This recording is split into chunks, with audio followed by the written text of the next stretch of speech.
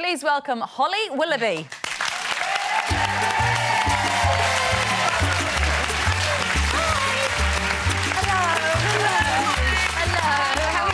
How does it feel to be at the centre of Cleavage Gate? It's just the weirdest thing that's ever happened. It wasn't even that low, was it? Honestly, it's like I'm living in someone else's world the last 2 weeks, and they're talking about someone. I feel like this might just be a big ploy. Someone's going to go, we got you, didn't we? We got you good. Did you feel that, well, this dress is a bit daring, but it's fine? Or have you worn dresses that are more daring? I mean, on the scale of... I mean, this is our third series now, and I wear the same style of dress. I mean, my body is such that it dictates that it suits certain things, you know, and so all of my dresses have always been the same. And I think maybe because it was white, I don't know, maybe it's because it's so not cleavagey.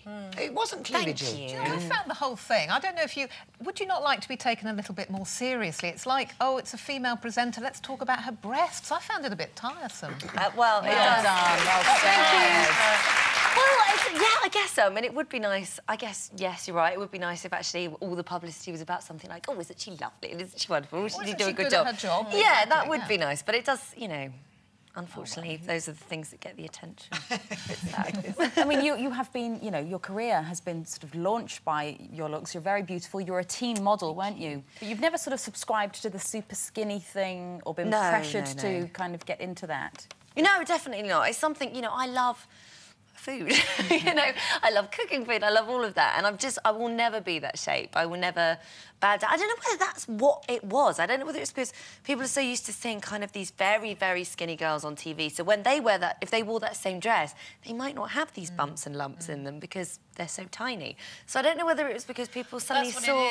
It's just so unusual. A normal-sized girl in a dress and suddenly went, oh, she's, you know, showing off all her wares. It's like, well, they are sort of natural, am I? So you like cooking? Yes. What about stock? Do you think life's too short? No, I always make chicken stock. Good girl! You see, proper girl eats proper food. I know. If you eat proper food... But I still do eat direct from the fridge as well. Do you? I quite often find myself walking into the kitchen, opening the fridge door and going, why did I just walk in here and open this? Oh, a bit of cheese. All right, lovely. And do you and your hubby sit down? Yeah, do you sit down at a proper table? Or? Not really. We are... Well, if it's the weekend, we do, but more often or not, we do sort of sit in front of the telly and kind of, you know, eat. You've got one of those trays with a bit of a cushion underneath. No, I'm not 80. We've got them. We have. They're very comfortable. They're very comfortable.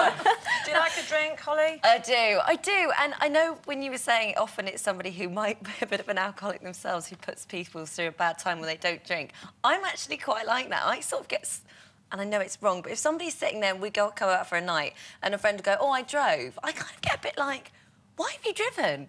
We're supposed to be having a drink. We're supposed to be having a nice time. So, I don't know, I like to have a drink. But people do have a nice time without drinking, though, don't they? But I don't think it's to the extent that you're talking about. I mean, don't get me wrong, I'm not the type of girl that goes out and pukes up in a gutter on the way home. I'm just not that sort of person. But like I like to have... I'm never sick. I fall asleep, but I'm never in the gutter. Well, I like to have a drink, but not to But say, you, like, I mean, obviously you're married with someone, but if you were on a date, like you're going on a date with a guy and he didn't have a drink, would you ask why? Like Joe would automatically assume he was an alcoholic. Odd, would you? I would be questioning why he wasn't, and and probably wrongly, instead of going, oh, maybe he's just healthy, maybe he just doesn't like drink, I'd be going, you an ex-alcoholic, why can't you drink? I would be worried. Now, in addition to Dancing on Ice, you're also hosting the sister show, which is Make Me a Star, isn't it? And this is for, correct me if I'm wrong, members of the public. It's not celebs, is it? Yes, no, it's not sort celebs. of X Factor on Ice, is it kind of just like that. We're looking for anyone that can do anything entertaining on ice. So it's not just about somebody who can skate beautifully or pairs skating. It can be somebody who does magic or juggling or singing or whatever it is, we're looking for that. And basically, we're just asking people to get in touch and then they can be in with a chance of auditioning for Torval and Dean. And then the prize is that they get to perform at the live final of Dancing on Ice next year in 2009, where I'll be fully naked, so it's worth tuning in.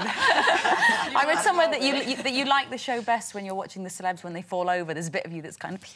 Well, you know, as long as they didn't really hurt themselves. I mean, Andy Peters obviously was the classic moment where he kind of took a real stumble. But it's quite funny. But it's when they hurt themselves that's not funny. Do you at the beginning of the show, do you know, watch it as if you're a judge and think, oh, I've got to go? Yeah, everyone becomes a complete critic. I mean, from the sound men to the runners to we're all going, yeah, triple axel's not very good on that. And you can't help Suddenly yourself. an expert. Yeah, we're all experts in that studio. So Dancing on Ice, Sunday nights on ITV1. Holly, thank you so much for joining us. Oh, my Holly pleasure. Willoughby, everybody. Thank you.